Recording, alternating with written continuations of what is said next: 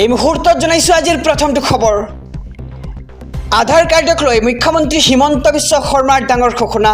আধাৰ কাৰ্ডৰ পৰা বঞ্চিত লাখ লাখ লোকলৈ আহিল ভাল খবৰ।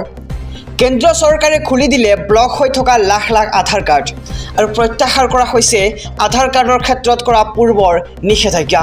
আধাৰ কাৰ্ড আৰু NRCৰ কোনো প্ৰত্যক্ষ সম্পৰ্ক নাই আৰু 9,35,000 আধাৰ কাৰ্ড মুকলি কৰি দিলে এতিয়া ৰাজ্য চৰকাৰে। আৰু 2019 চনৰ পৰা বন্ধ হৈ আছিল এই আধাৰ কাৰ্ডসমূহ আৰু NRCৰ বায়োমেট্ৰিক দিয়াৰ পৰাই ব্লক হৈ আছিল এই আধাৰ কাৰ্ডসমূহ আৰু তাৰ বাবে লাখ লাখ লোক বঞ্চিত হৈ আছিল চৰকাৰী বিভিন্ন সুবিধাৰ পৰা। আৰু বিষয়টো অধ্যয়নৰ বাবে ৰাজ্য চৰকাৰে গঠন কৰিছিল এক সাব কমিটি আৰু আধাৰ কাৰ্ডসমূহ মুকলি কৰি দিবলৈ কেন্দ্ৰক পত্ৰ দিছিল ৰাজ্য চৰকাৰে। আৰু এতিয়াৰে পৰা ৰেচন কাৰ্ডকে ধৰি অন্যান্য সুবিধা পাব এইবাৰ আধাৰ কাৰ্ড ব্লক হৈ থকা লোকসকলে। আৰু UIDAIS শীঘ্ৰেই এই সন্দৰ্ভত জাৰি কৰিব এক বিশেষ নিৰ্দেশনা। আৰু আধাৰ কাৰ্ডক লৈ মুখ্যমন্ত্ৰী ডক্টৰ হিমন্ত বিশ্ব শৰ্মাই কৰিছে এক ডাঙৰ ঘোষণা যে আধাৰ কাৰ্ডৰ পৰা বঞ্চিত লাখ লাখ লোকলৈ আহিল ভাল খবৰ, কিয়নো কেন্দ্ৰীয় চৰকাৰে খুলি দিলে ব্লক হৈ থকা লাখ লাখ আধাৰ কাৰ্ড। এই মুহূৰ্তত জনাইছো আজিৰ দ্বিতীয় নম্বৰ খবৰটো। ধিংকাণ্ড আৰু মিয়া সন্দৰ্ভত বিধানসভাত মুখ্যমন্ত্ৰীৰ 11টা ডাঙৰ মন্তব্য। অসমত বিভিন্ন ভাষা ভাষী বিভিন্ন জনগোষ্ঠীৰ লোক আছে। বিপদত যিকোনো জনগোষ্ঠী পৰিব পাৰে। এই জনগোষ্ঠীসকলৰ ওপৰত জপিয়াই পৰাটো সঠিক নহয় বুলি মন্তব্য মুখ্যমন্ত্ৰী ডক্টৰ হিমন্ত বিশ্ব শৰ্মাৰ। ৰফিকুল ইছলাম, দেৱব্ৰত শইকীয়াই নামনিৰ পৰা উজনিলৈ মানুহ যাব বুলি মন্তব্য কৰিছিল। আৰু মুখ্যমন্ত্ৰীৰ প্ৰশ্ন, আপোনালোকে অসমখন ল'বই বুলি তেওঁ এতিয়া প্ৰশ্ন উত্থাপিত কৰিছে।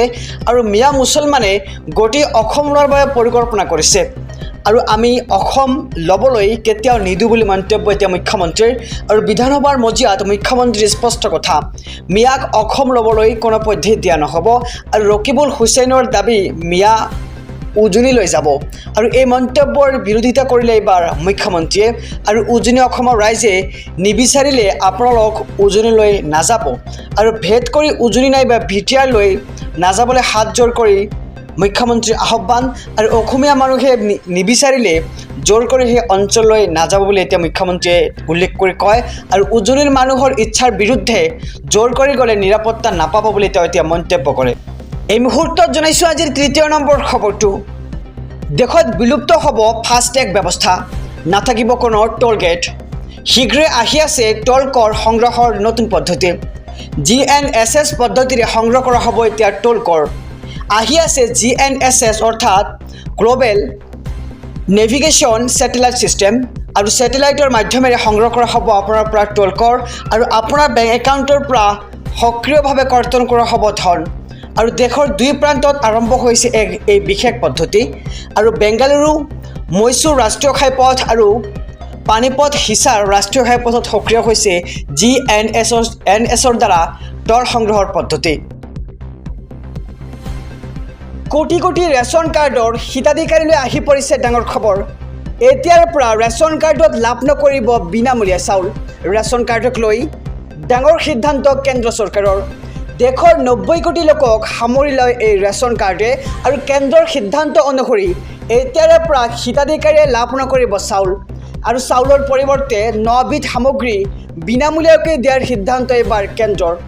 ৰেচন কাৰ্ড থকা লোকে পাব দাইল, বুট, চেনি, নিমখৰ লগতে মিঠাতেল, আটা, চয়াবিন, ঘেঁহু, মছলাও পাব বিনামূলীয়াকৈ।